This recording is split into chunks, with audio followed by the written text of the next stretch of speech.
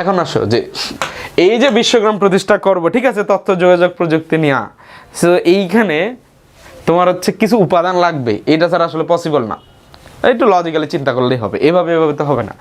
So এই উপাদানগুলো খেয়াল করো, এই 5টা উপাদান থেকেও সাধারণত মানে একটা এমসিকিউ থাকে মোটামুটি, মানে এই 5টার ভিতরের তথ্যগুলো থেকে।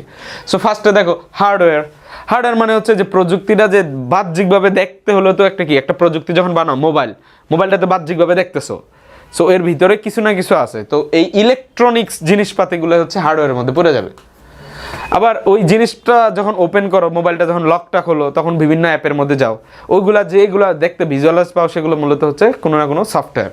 অর্থাৎ হার্ডওয়্যার এবং সফটওয়্যার লাগবেই, কারণ নাহলে তো ওই প্রযুক্তির যন্ত্রটা ওটা তো কোনো কাজে আসবে না। ওইটাকে কাজে আনাইতে হলে হার্ডওয়্যার সফটওয়্যার লাগবে। দেন ওই যে যোগাযোগও করা লাগবে, অর্থাৎ হার্ডওয়্যার সফটওয়্যার দিয়ে মূলত আমরা যেটা করি যে আমার যে তথ্যটা থাকবে সেটার যে স্টোর করার যত কাজ আছে সবগুলো আমরা মেনটেন করব। সে এরপরে হচ্ছে নেটওয়ার্ক বা কানেক্টিভিটি লাগবে, কারণ যেহেতু গ্লোবাল ভিলেজ বানানোর ইচ্ছা, একটা তথ্য তো সব জায়গায় পাঠাইতে হবে, সেই জন্য ইন্টারনেটের সাথে কানেক্টেড হইতে হবে, যেটা হচ্ছে ইন্টারনেট বা কানেক্টিভিটি বলা হয়েছে। এবং আরেকটা হচ্ছে ডেটা বা ইনফরমেশন, মানে এত কিছু যে করলা কী জন্য করছো, কিছু পাঠানোর জন্য, তো কি পাঠাইবা, মিষ্টি পাঠাইবা না, ডেটা বা তথ্য বা ইনফরমেশন পাঠাইবা।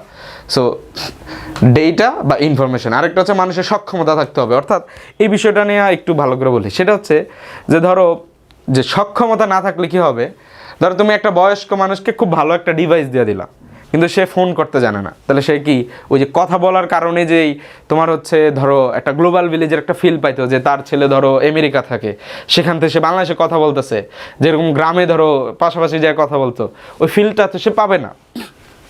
সো এই যে উপরের এই চারটা মেনটেন করার জন্য পর্যাপ্ত নলেজ থাকতে হবে, সেটা আসলে ইজিলি আমরা কি বলতে পারি, মানুষের সক্ষমতা বলতে পারি।